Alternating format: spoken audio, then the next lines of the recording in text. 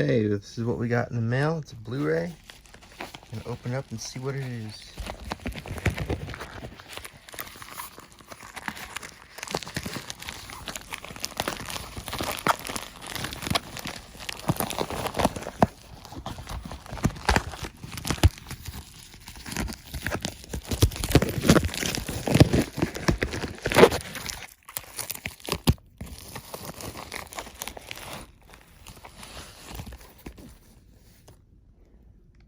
Best Friends, Volume 1 and 2.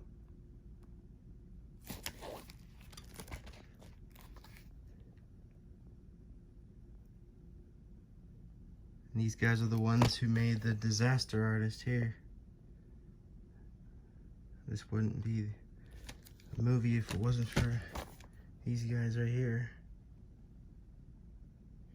I've only seen Volume 1, so I have to get this so I can watch Volume 2.